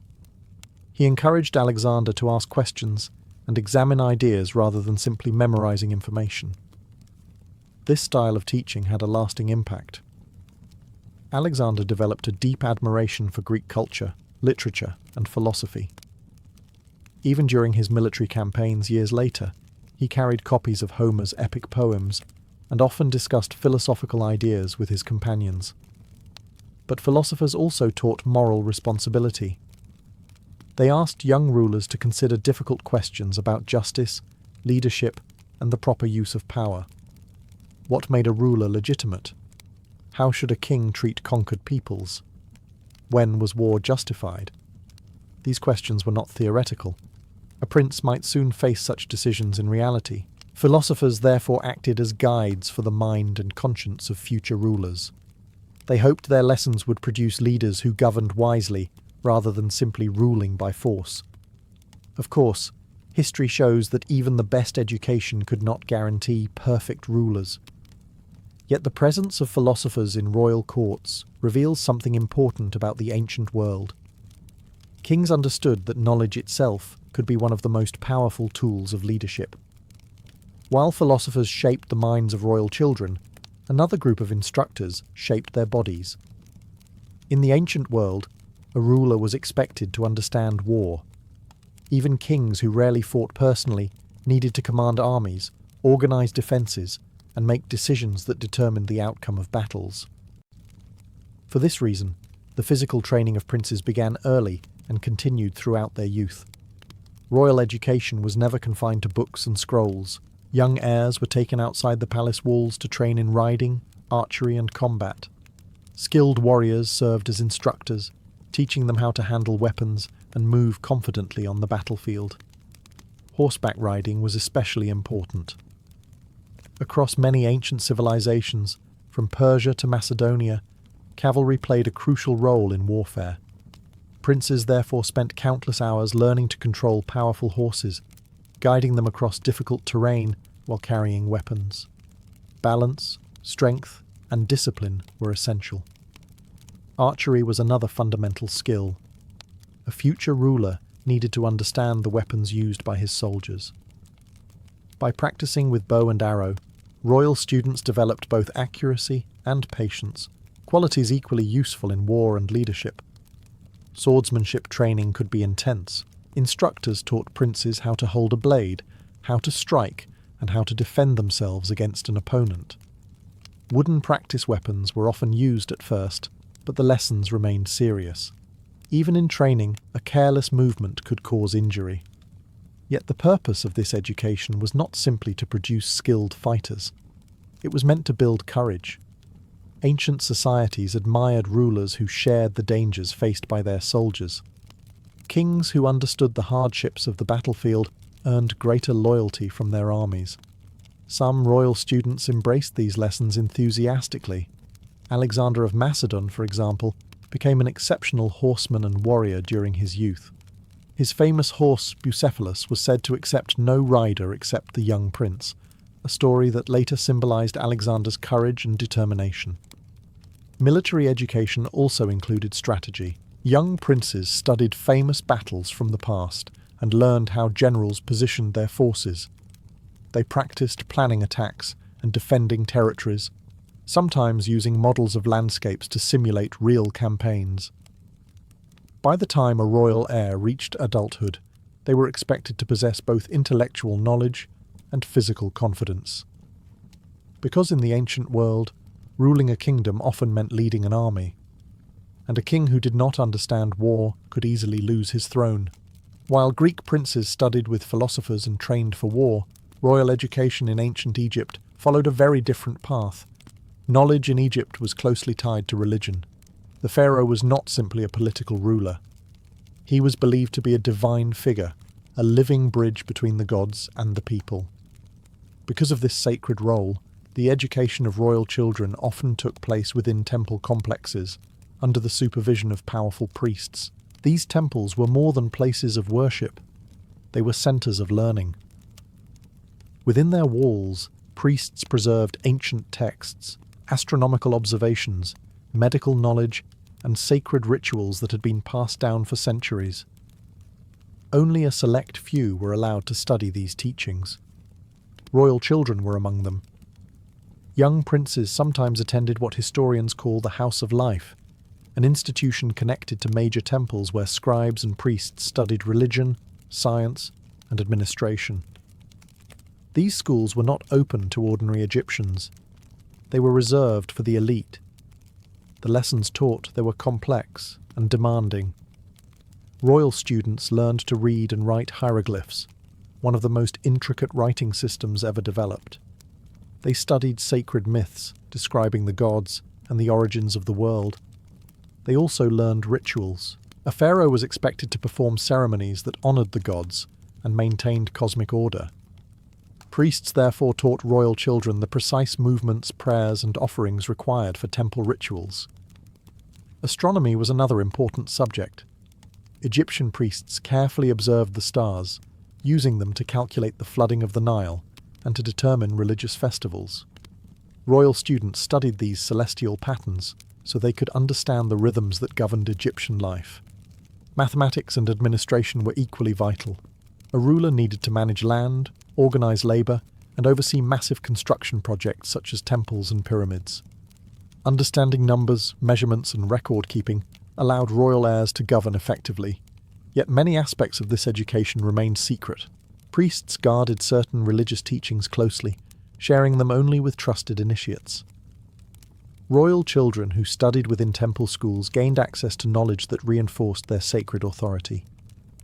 By learning these hidden traditions, a future pharaoh did more than gain education.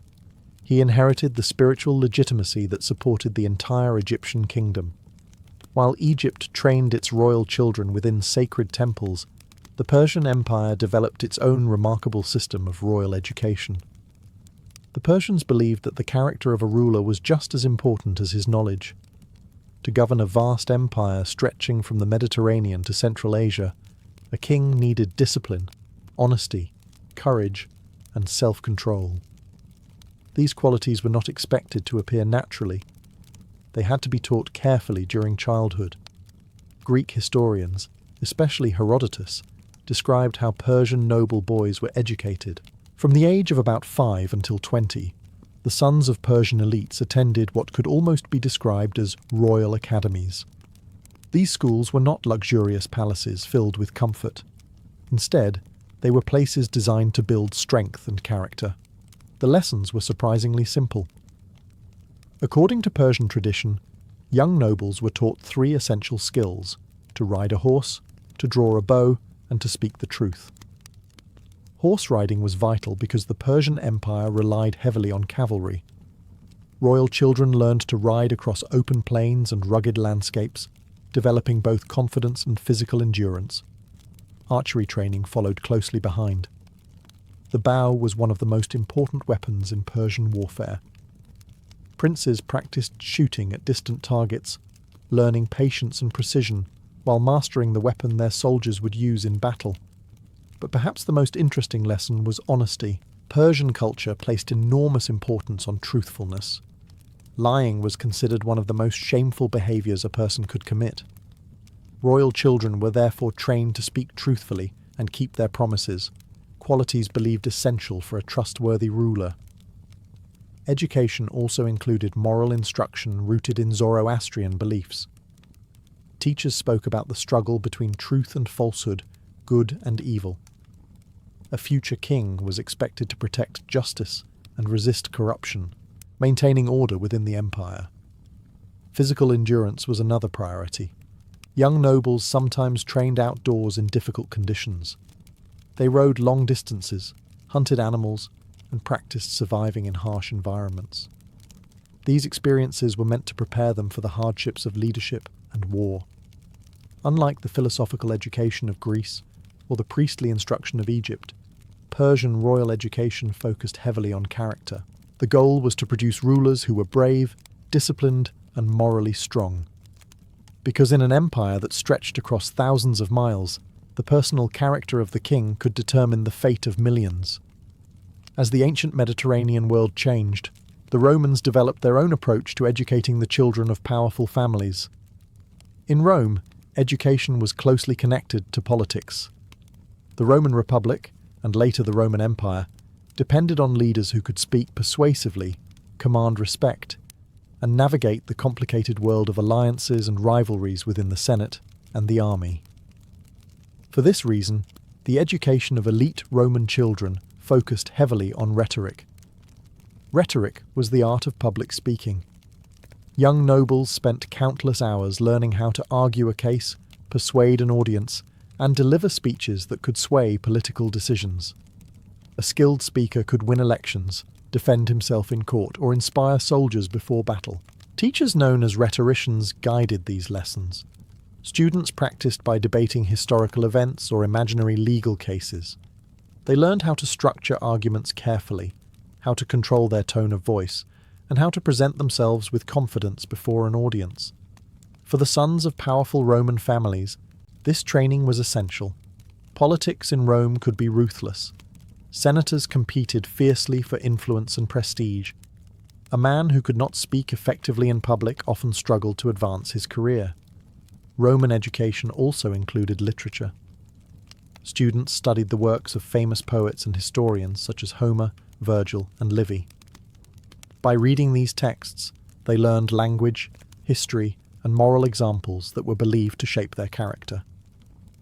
Philosophy was sometimes included as well.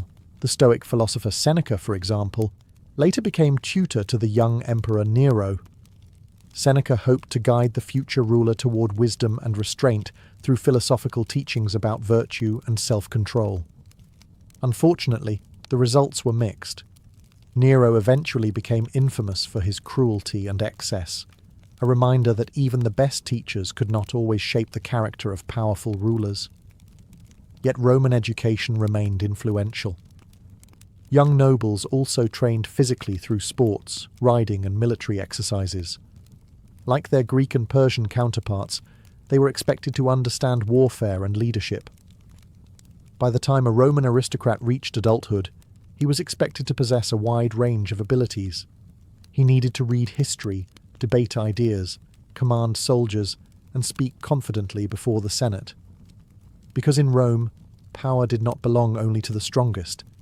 It belonged to those who could persuade others to follow them.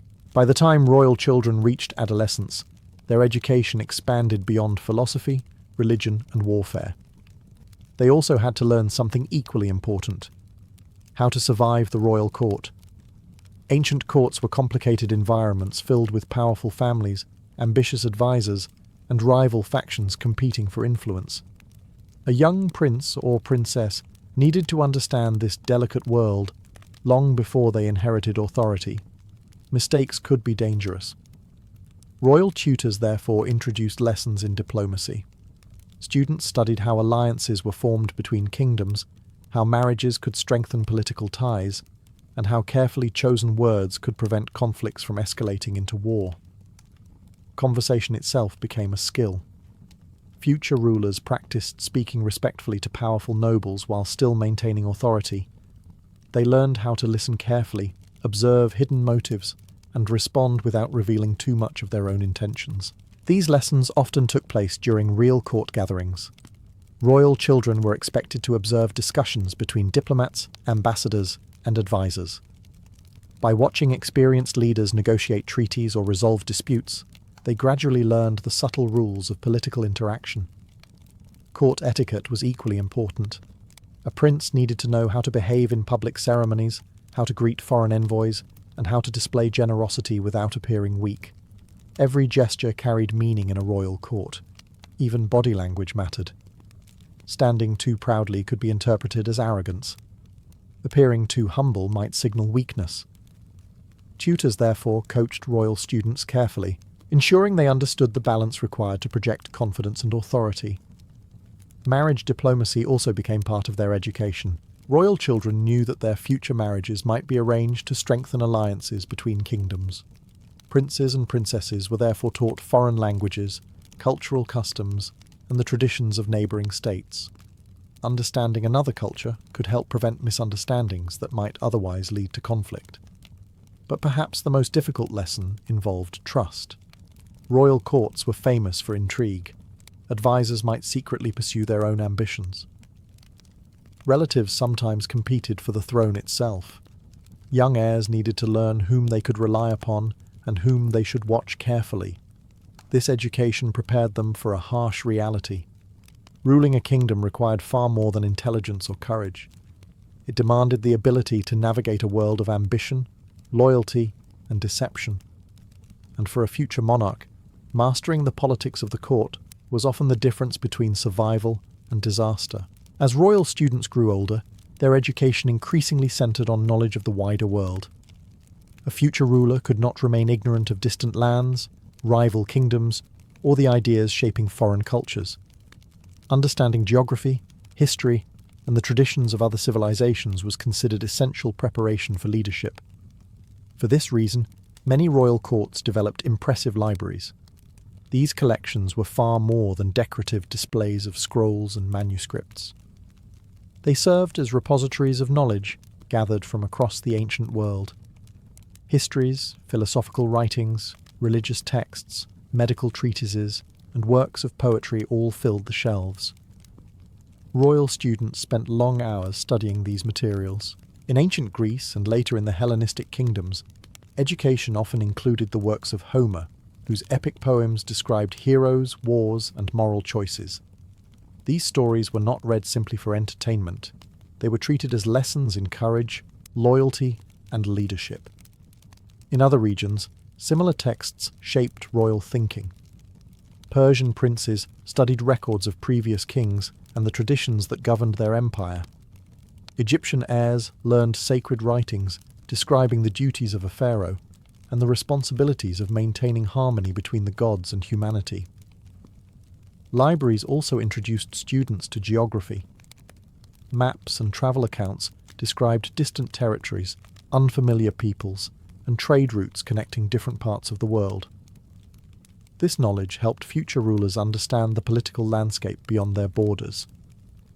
Diplomacy often depended on such awareness. A king who understood the culture and ambitions of neighbouring states could negotiate more effectively and avoid unnecessary conflict.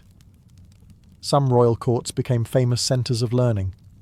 The Library of Alexandria, founded during the Hellenistic period, attempted to gather every book known to the ancient world. Scholars from many lands travelled there to study and exchange ideas. Royal patrons supported these scholars because knowledge itself strengthened political authority. For royal students, access to such resources was a privilege. They were encouraged to debate ideas with tutors, analyse historical events, and consider how past rulers had succeeded or failed. Through this process, education expanded beyond simple instruction. It became an exploration of human experience. By reading about distant lands, ancient battles, and philosophical arguments, future rulers developed the intellectual tools needed to understand the complex world they would soon govern. Because in the ancient world, knowledge was not merely an ornament of power, it was one of its foundations. Eventually, every royal education reached the same moment. the moment when lessons ended and real power began. For years, royal children had studied philosophy, religion, diplomacy, and warfare. Tutors had guided their thoughts, priests had explained sacred traditions, and generals had trained them in the realities of battle. But none of these lessons truly mattered until the young heir stepped into the world of leadership. The final stage of royal education was experience. Before inheriting a throne, many princes were gradually introduced to the responsibilities of governance. They attended council meetings, listened to advisors debate policy, and observed how their parents made decisions affecting entire kingdoms.